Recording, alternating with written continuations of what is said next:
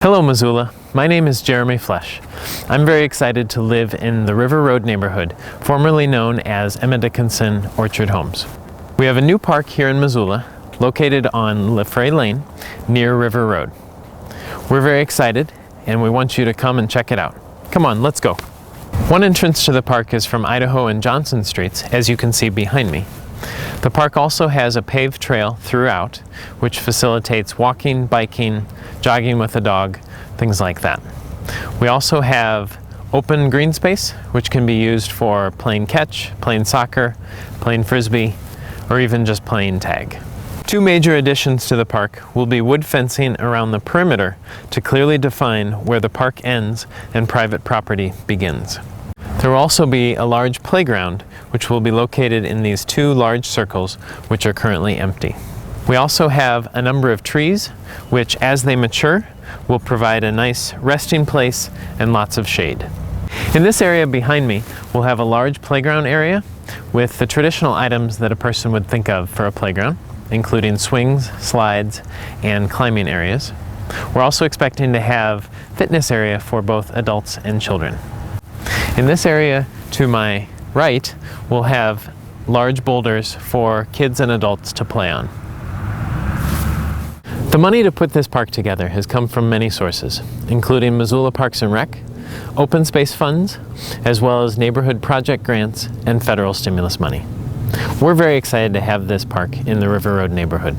We hope that you will come out, test out the walking trails, test out the playground, play in the open spaces, and enjoy all that this park has to offer. Come see us at the park on LaFray Lane near River Road. Thank you.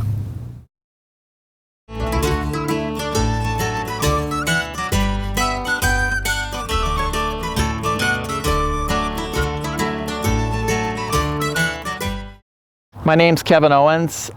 I got interested in this park about a year ago or so, and we saw an opportunity to do some constructive work up here. Thanks to our neighborhood council, we were able to get the grant. We got a hold of the city, and they brought the rock benches in for us. We really like this park because the meadowlarks and the deer are here, and it's a place that we can come up and look at the skyline and the hills that we can't see from down where I'm at. Thankfully, we had some neighbors that helped with the watering, not only with allowing us to use their spigots, but actually coming up and helping watering some of these aspen right here. And we have about 6 ponderosas and 5 more aspen that are above there. The trail has really been a great part of this park, and these rocks that they placed here has really helped the park out a lot.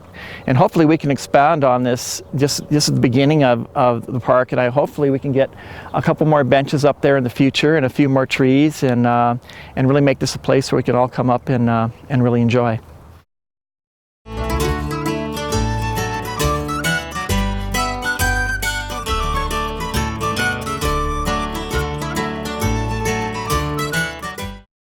I'm with the Lowell Rattlesnake Neighborhood Council, and this is our neighborhood grant that we applied for to get a radar 25-mile-per-hour speed sign put up on here.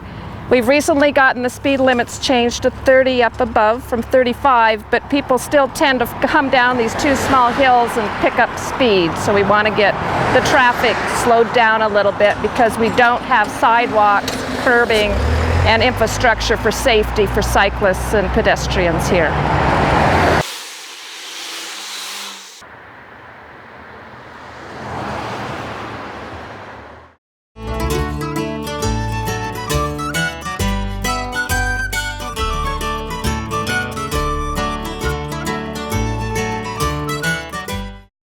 Welcome to the Garden of Eaton. It's a little bit chilly right now, so you're going to have to use your imaginations, but this is our community garden. It's a partnership between Garden City Harvest, I'm the community outreach director there, and the Blessed Trinity Church.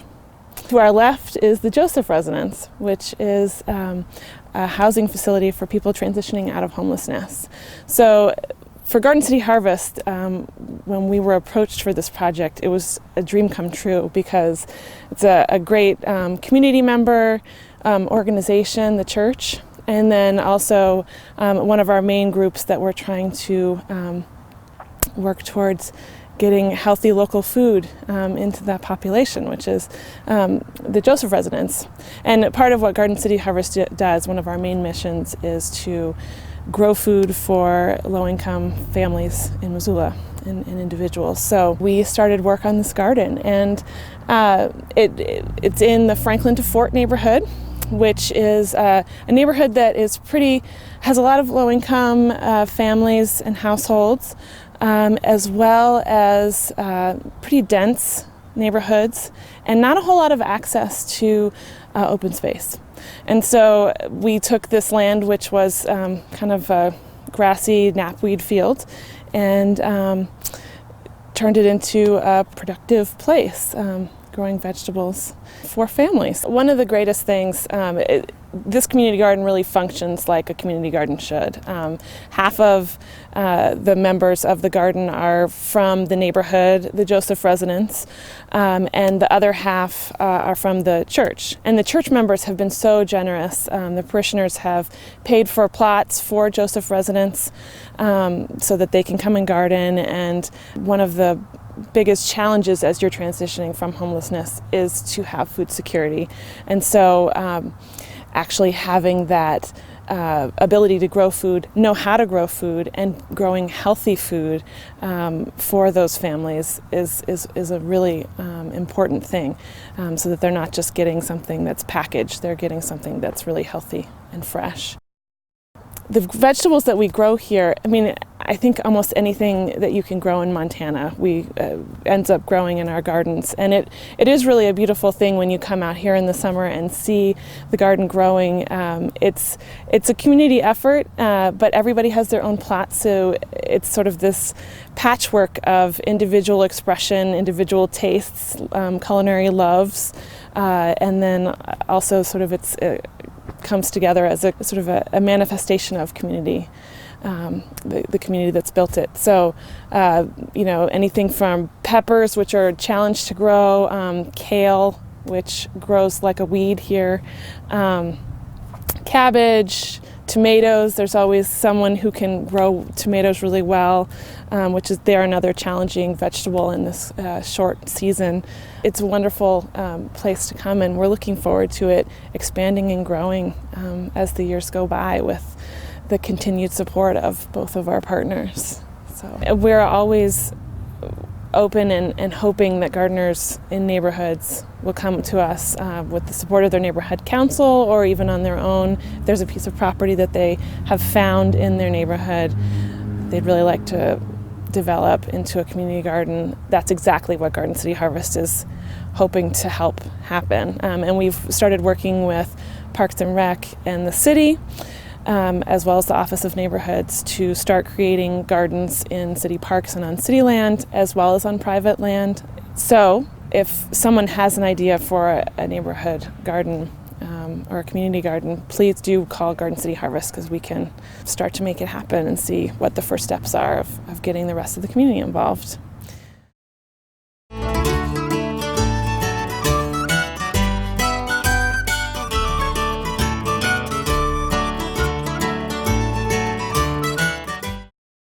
My name is Drew Carr, and we're here at the North First Street Pocket Park project, which was funded in large part through the Neighborhood Large Project Grant Fund. And what the project is to take a small area next to the north side west side footbridge, which goes over the MRL rail yard, and turn it into a pocket park. The area right now is completely undeveloped and basically just has a bunch of weeds growing on it, and has for many years. And in 2008, a lot of people from the neighborhood got together and started talking about how we could make the north side in particular a more livable neighborhood.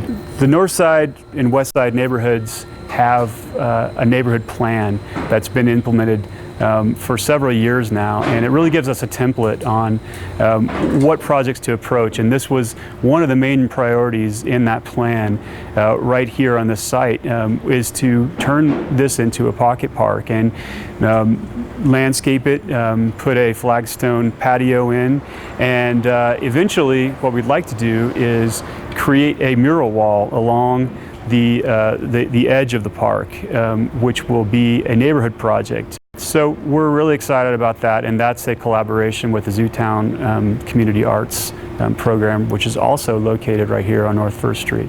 The neighborhood children will be involved, and they will be taught how to paint and taught how to mix paints, and eventually will have ownership in this project. The north side in many ways is both sort of physically cut off by the rail yard itself, but it's also cut off in many ways economically. This is generally a middle to low income neighborhood, and there are a lot of people who are concerned about the aesthetics of the neighborhood, but also the safety of the neighborhood. And we believe that bringing all these things together, the gateway to the neighborhood, as well as creating an aesthetic, will actually allow people to have pride in our neighborhood. So I think it's not only going to be a beautiful project for the neighborhood, but it's also going to bring the neighborhood together, because they're all going to be working on this. This will be very much of a community, neighborhood, hands-on effort.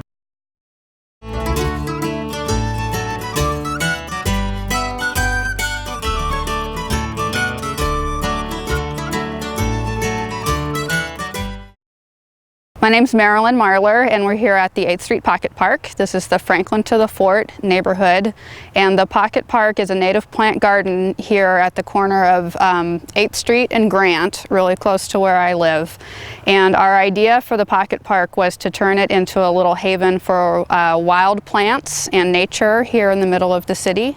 Before we started working on this project, this was just a pass-through area. You can see there's a sidewalk through it, and there's a bridge that goes across the ditch, and it was just kind of a neglected scrap of public right-of-way. It wasn't really anything. So some of us neighbors talked about it through the neighborhood council process, and I talked with Lisa B. at the flagship program and some of the folks in the Native Plant Society, and we thought it would be a really nice place to have a native plant garden. We did want it to have certain people-friendly garden features, like there's pathways and there's signs and there's a fence to just kind of slow people down and get them to interact with the garden a little bit. One of the main goals of this was to do it all with Montana native plants. When you were in the middle of the town, we're that much more insulated from wild Montana. So we really wanted to have a little pocket of wild Montana right here at this intersection. My husband David and I took the extra step to get this certified as a neighborhood wildlife habitat garden. It's through the National Wildlife Federation, and their program is best well known as the Backyard Wildlife Habitat. We had a chickadee nest this springtime. The main after-school program that's been here through Flagship is from Franklin School, which is just 2 blocks away. So on Thursdays, the kids just walk down with their chaperone, and then we do garden stuff. And sometimes all we do is play in the mud or look at bugs, or on other days we'll actually do gardening and plant things or water things and just talk about why native plants are important. This side of the garden is an extension of what we have already done. It's also going to be landscaped with native plants, keeping with the theme of water conservation and biodiversity and wildlife habitat. And this fall what we did was get the site ready. There's a lot of prep work that has to go into it, so we got rid of the weeds and removed the old sod, brought in new topsoil and compost. We shaped the hills, you can see, and then we covered the whole thing with mulch.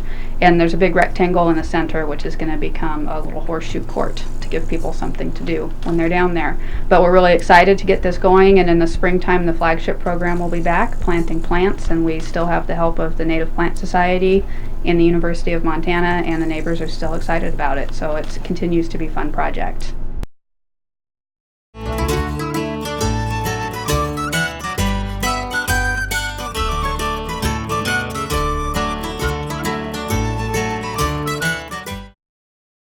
My name is Lisa Piskevich, and I'm the program supervisor with the flagship program, and I'm here to talk to you about the Lowell School Garden Project. We set forth in April 18, 2009 to build the garden over a 2-day project, and we did it. We wanted to create a non-traditional outdoor classroom space for the students, and the reason that we found that this was important is to give the students a sense of place outside that classroom, outside of those 4 walls that connects them to their school and their community, and to be active in their community and doing hands-on learning processes. So in science, learning about the soil and what components are in the soil, and then planting a seed and taking care of that seedling till it flourishes to a sunflower, and then being able to eat those sunflowers. Here's how I do it. I take this with my hands, so you know exactly what you need. I just like spread it gently, gently, gently around the plant. Gently, gently, gently. Really, you're gonna cover this whole entire bed just like this, and I'll help you pick a plant. What are you putting shovels for? Because sometimes kids like to use tools to move dirt. I need a tool. Kids have been very excited about this garden project from the beginning on. When it was just all dirt and beds, we had kids come out here to spread more compost, to dig for worms, to release worms that had been growing in their gardens.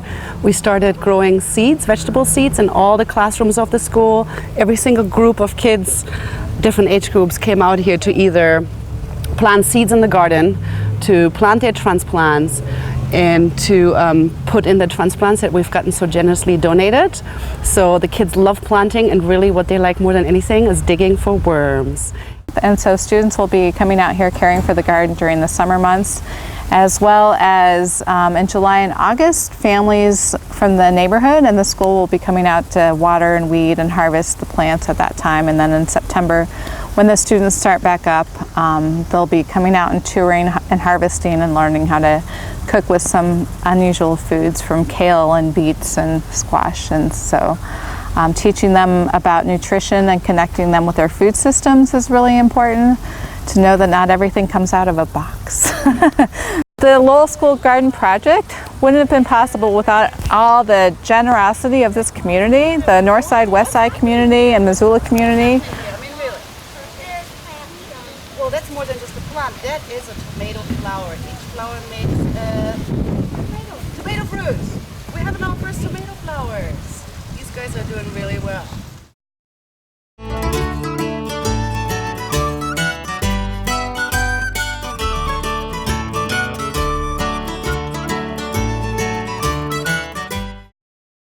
Hi, I'm Jelaine Lee, and I am here today to talk about the Bentley Park large neighborhood grant project. I was the project manager on this project, and essentially it came to me because we live nearby. This park, Bentley Park, that you see here is a combination of the common areas that were put together from the Bentley Neighborhood Project, Bentley Park Project, and the Craftsman Place neighborhood subdivision development. And this park doesn't have any improvements before I submitted for the grant, and the neighborhood grant project allows us to come up with projects that we feel that are worthwhile for our neighborhood. And so I came up with the idea that we needed, at the very basic, picnic table for the park and a mutt-mitt station with trash can, because we have a lot of people that come here with their dogs and play, throw balls and stuff, and then of course we have the trail that goes by the edge of the park, and so it's highly used. A lot of dog waste before we got the mutt-mitt station. So I filled out the project application, and I went door to door around the neighborhood and explained the project and the scope, and got signatures from the neighbors that they were in support of the project, and submitted for the grant. And we were awarded funding for the picnic table that you see behind me. and the mutt mitt station and trash can that is placed along the edge of Davis Street and the extension of the Milwaukee Trail behind me. So that way it's kind of at a perfect location. People entering the park usually come off Davis Street, or it's not very far for them to walk from the neighborhood around the park. And we get a lot of use for the trail because people are commuting, and so it's a perfect location for that. So we're really happy. It's a great program, and I would encourage anybody to put one together and apply for it. Over $150,000 of neighborhood project grant funds, in-kind donations, and volunteer time has been invested in Missoula's neighborhoods since 2001. Projects are based on neighborhood planning, neighborhood outreach, and neighborhood improvement. Projects must take place within the city limits, be supported by nearby residents and your neighborhood council. For more information and to download an application, go to www.missoula-neighborhoods.org or call 406-552-6081. Neighborhood project funds are rewarded every fall.